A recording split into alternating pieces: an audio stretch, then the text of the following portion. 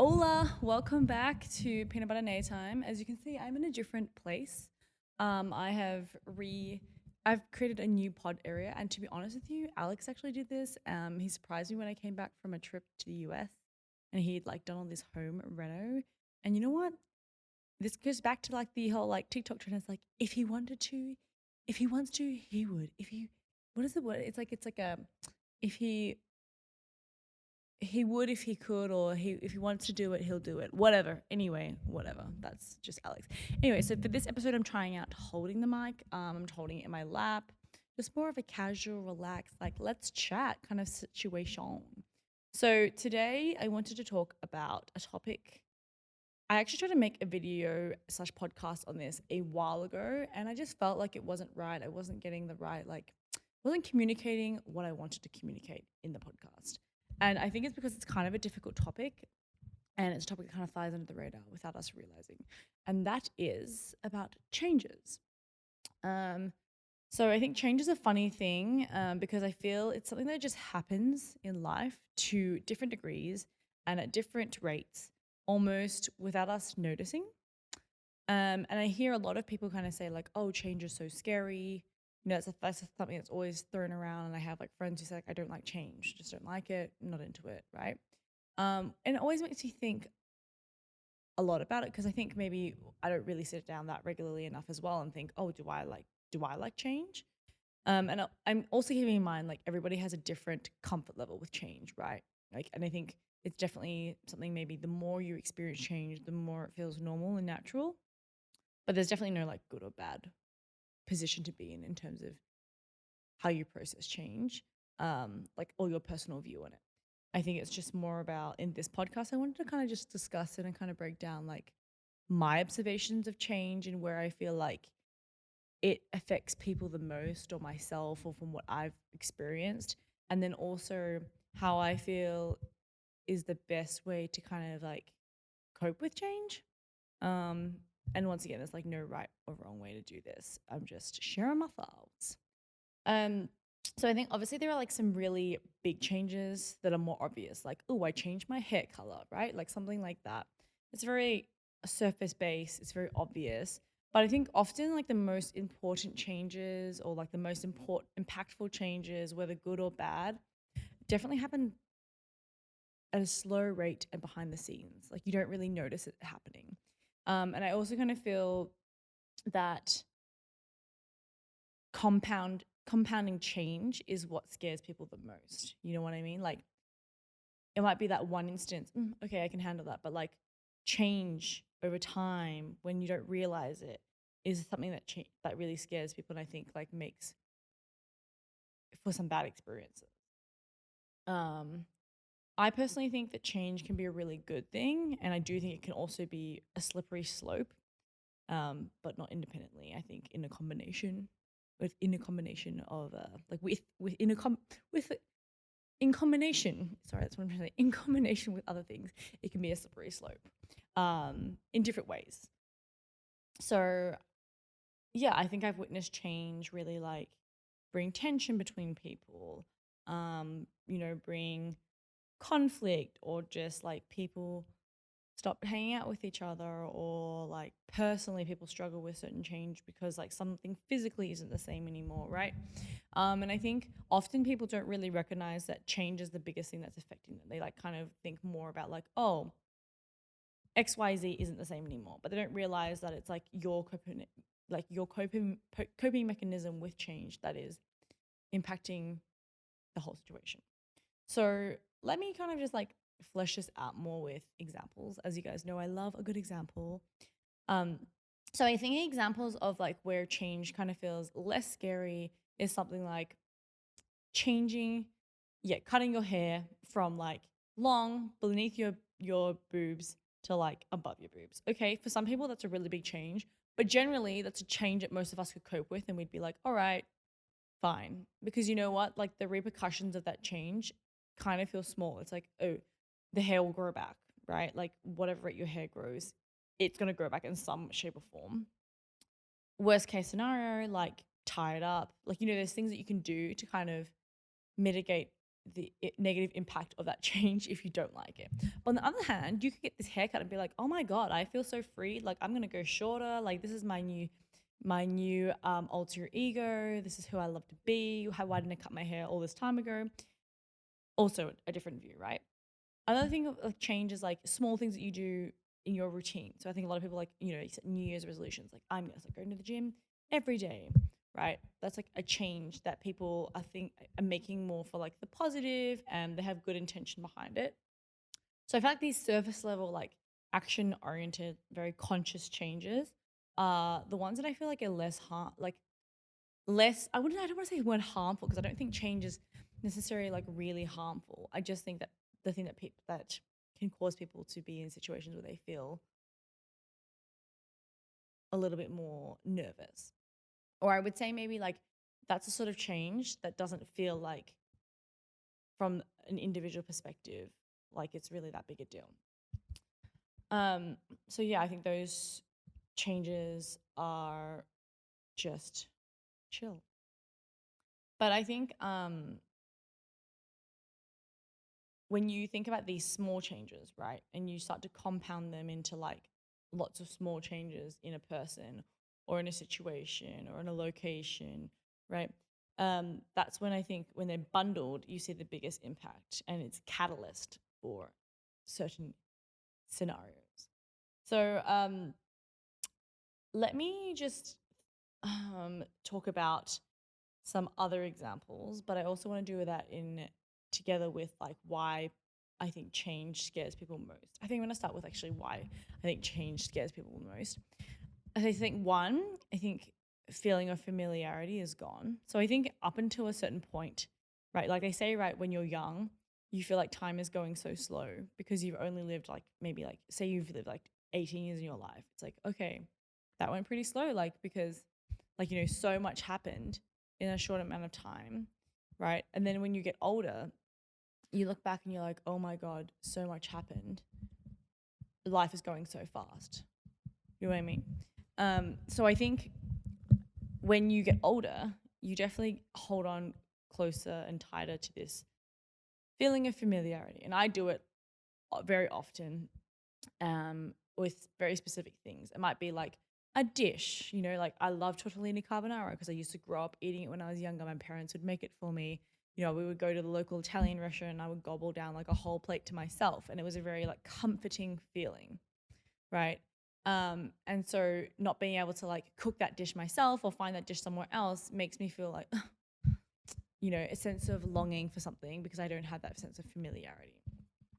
Another thing is, I think change scares people because you lose a sense of control, and this expectation you have is no longer the same. So therefore, when you encounter a situation where, oh, that's not the same anymore, right? Like say you always in the same house growing up and then you go back to your hometown and your parents have sold that home and now live in like a small, downsized flat, you're like, this isn't home, like that sense of control of your environment, you having your own room, expecting what the floor plan looks like. That's out of your control now and it's unsettling. And I think the last thing is just like representation. I think so, that family home to you is tied into like so many memories that you have growing up and a sense of identity. So when you're go home and that home is no longer your home, it's sold as a different family living there, this like representation of what that house meant to you, it kind of feels like, oh, have I lost touch and connection with all of those memories that I had, right? Like, what do I now attach that to? That home meant represented so much for like the family and your own personal memories growing up. So, yeah, I think you can have a very negative reaction to that sometimes because maybe it's like, if somebody changed something that you liked and you had a memory to attach to it. Like think about, okay, a food at a restaurant. Say it's got the best pie and they've been selling this one pie you've liked for ages, like this pie shop, right? Okay. You like that steak and mushroom pie. Somebody else likes whatever shepherd's pie, okay? But then people stop eating the steak and mushroom pie, so they discontinue it. You, from a change perspective, would be like, what on earth are you doing? Like, why have you changed that? That meant XYZ to me. Like, I have so much, satisfaction attached to that. But why have you taken that away from me? And I feel like the negative reaction is just like, why do people have to change things that like it's fine the way it is, right? But it's crazy because if you think about it, like I'm sure thousands of people that pie shop have a connection to that pie shop and what it offers them. So it's only natural that, there's going to be an evolution. Things will change. Your steak and mushroom pie apparently is no longer popular anymore, which is probably not possible because that's probably like one of the most popular flavors. Probably should have chosen a more unique flavor. But yeah, you get what I'm trying to say is like, you think that like your representation and attachment to something is so personal, which it is, but then you think of the scheme of things like, oh, well, like about 1,000 other people have an attachment to that place, and it's also subjective and independent to each person. So like, how can we have such a strong attachment to something and fear that change when it's kind of inevitable is my view. Okay, so I wanted to continue on some examples. So I feel like things that people get upset about when change happens. So one thing I think is like places. For me, for example, I grew up in Box Hill North in Melbourne. And two things. So like I grew up in the same home until I was 16 and then we moved. And that home, I remember when we sold it. It was quite sad because like we went to go visit again maybe a year or two later and the home was like completely different to what my family and I remember it as, and like the way that it was taken care of and everything.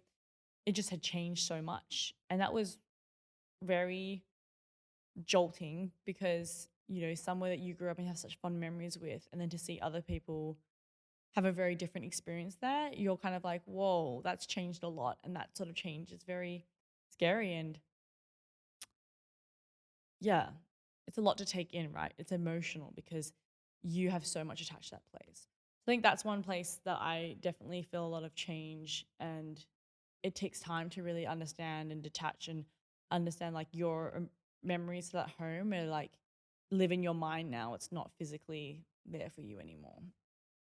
Another thing is, so growing up Box Hill North, when I was growing up there in like what 90s, early 2000s, 2010s, it was still very I would say like I don't want to say it was probably like a lot more like Hong Kong Chinese or Cantonese Chinese people, Vietnamese, um, yeah, and like a different mix in this. It was a very small shopping center, very like Bread Top was like a big release there. Bubble Cup was a big release. Like it was like, whoa, what's happening?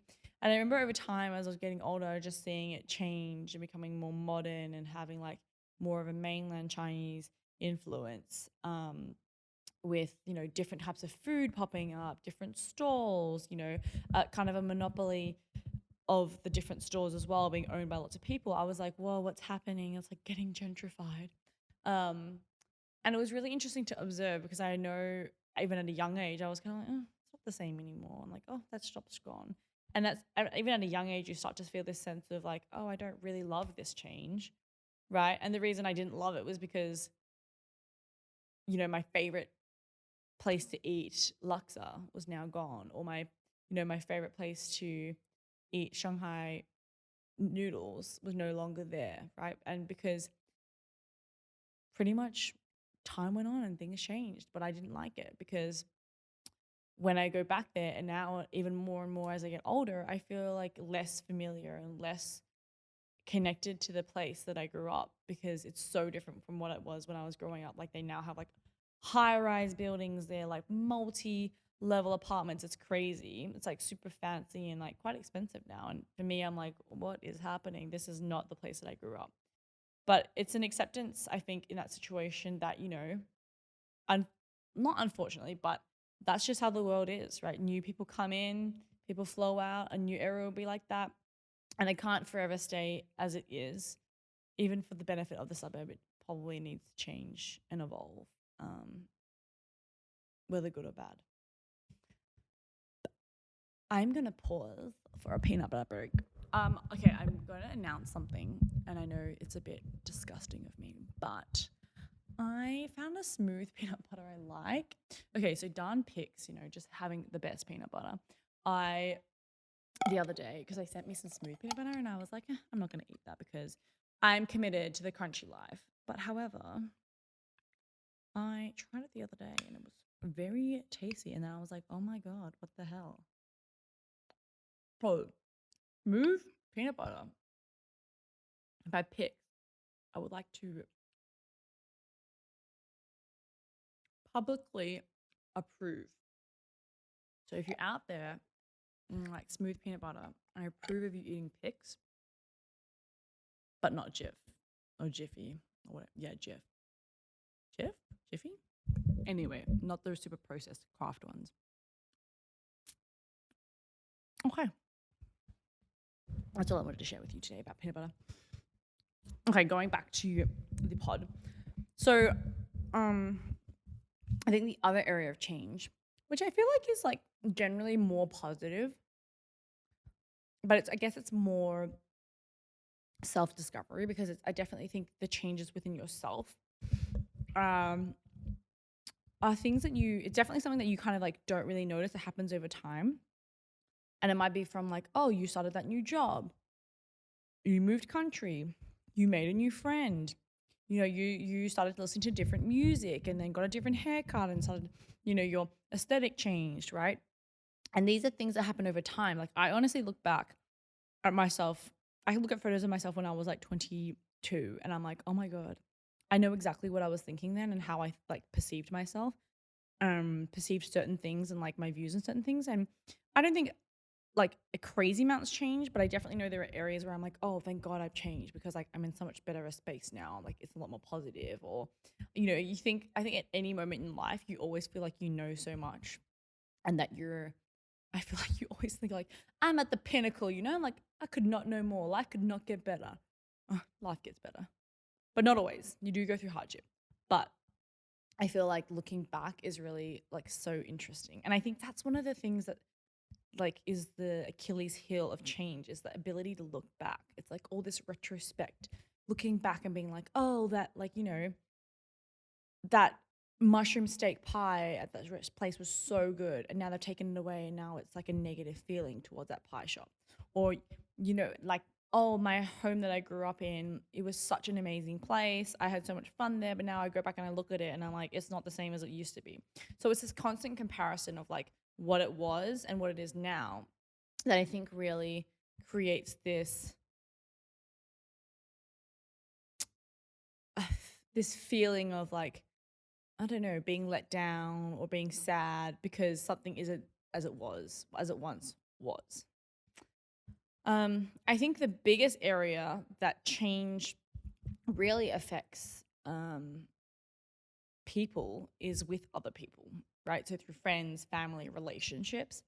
I think this is the hardest place that change hits, in my opinion, because people, just as like locations, food, blah, blah, blah, exist, hold so much representation and like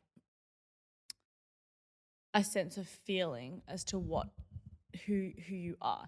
And if you think about it, if we're attaching like such a strong connection of like this is how this place in like a non-breathing inanimate object is, and like this expectation of like why is it like that anymore, imagine the feeling on people.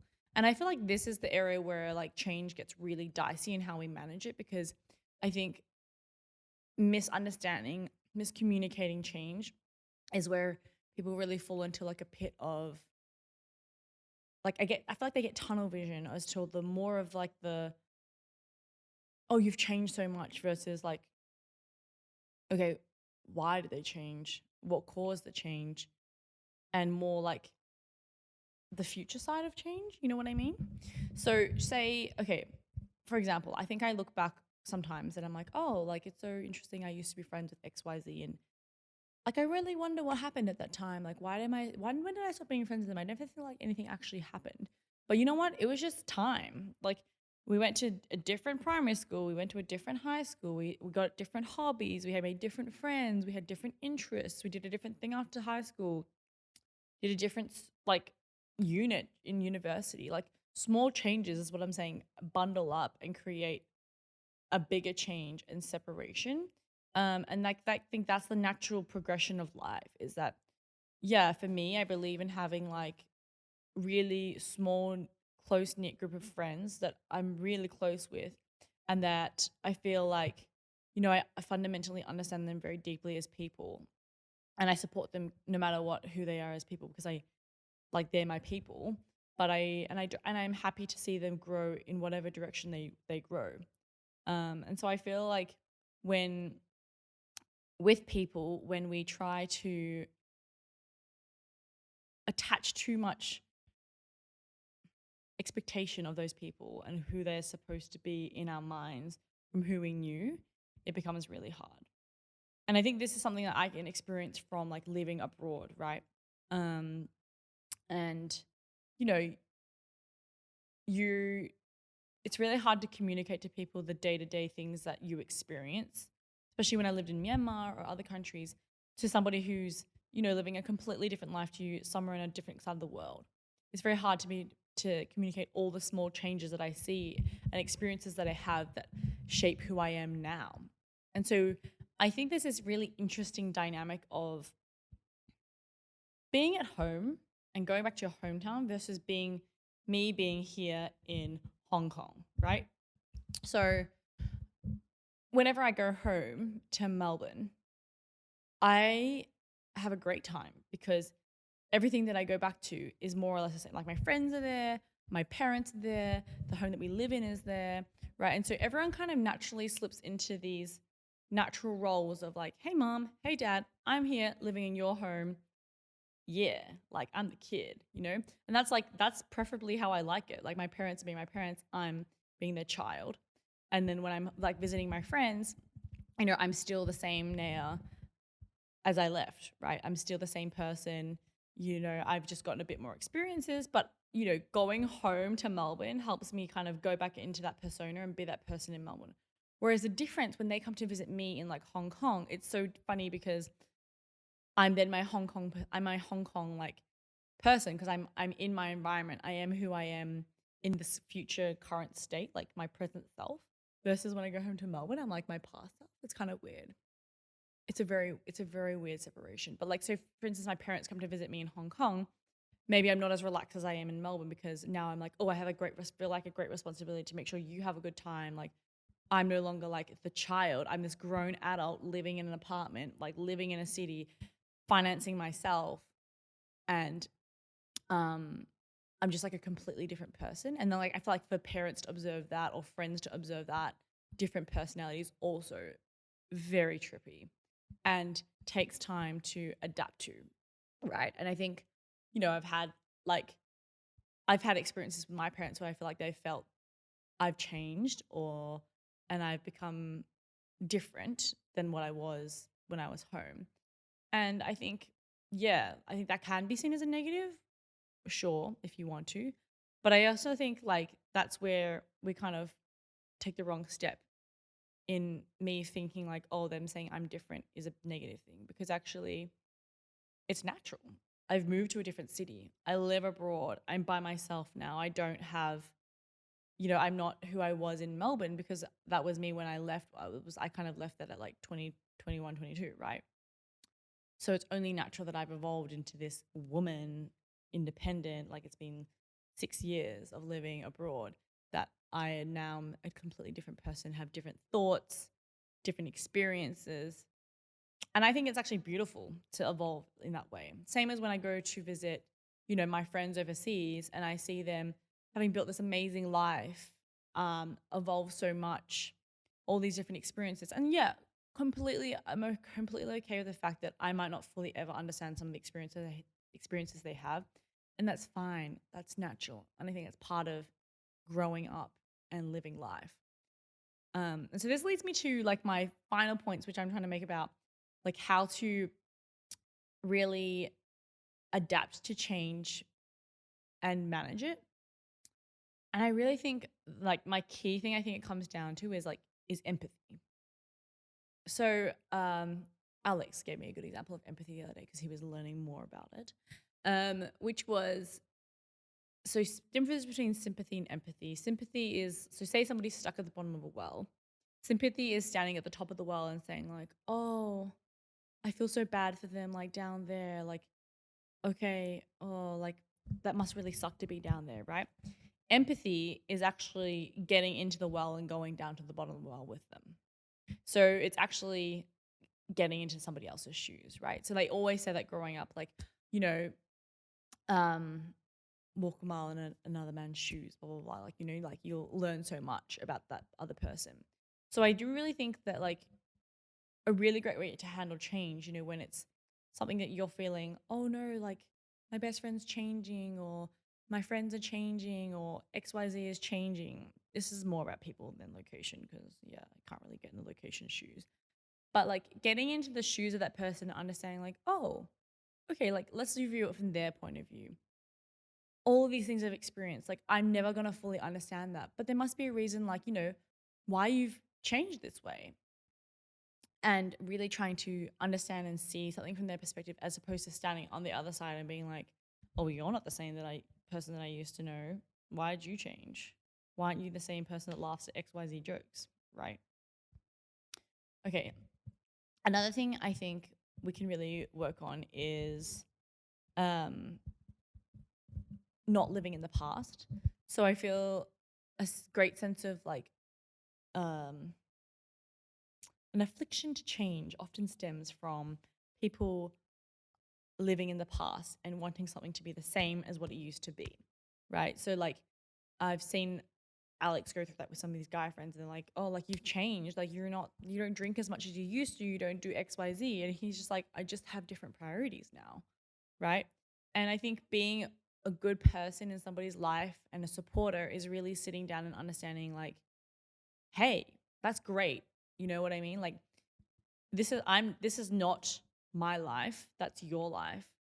If you're happy in that position and in that space, great, like good for you, right? It's not them living their lives to upkeep your memories or your experiences or your nostalgia. I think that's a really clear point.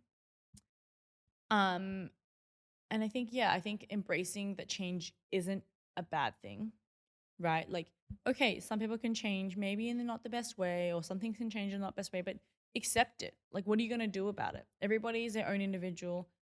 A restaurant is a restaurant. They're going to make their own decisions. There's no point sitting there harping on about how the change is not what you wanted because you know what? The world's going to keep spinning and you're just going to be standing there hoping that it used to be what it used to be, right? Don't waste your time. And I think the last thing is like kind of attached to that is just one, you can't control other people, right? So don't spend so much of your time trying to get things back to what they used to be. Actually, I think the great thing to do is focusing on, hey, I really care about this person. They are like this now. And you know what? I see really a great amount of positives in that. And they're so happy. Who am I to sit here and force them to be someone that they used to be when I'm not living in their body? I'm not that person. I think it's all about just like letting go. It's okay. Try to connect with that person. If it's really like, if you really lose alignment in values or interests as people, that's okay. That's natural and normal. Like friendships can end, experiences can end, you going to that restaurant can end, right? And it's just an acceptance that, yay, I had that memory, I had that experience. I had that great friendship with that person when they were XYZ, and that's why we got along so great. But you know what? Now, maybe we just don't, and that we don't gel that well. Fine. All good. Just let people live their lives and be in peace. Anyway, I hope that you guys enjoyed this podcast and it made sense to you. I am essentially just sharing my thoughts on changes and trying to dissect it myself. Um, will anyone ever really perfectly absorb and adapt to change? Probably not, because we're human, we have emotions. But can we be more understanding and communicate better and listen more? to really actually understand why some, like, what is the output of this change.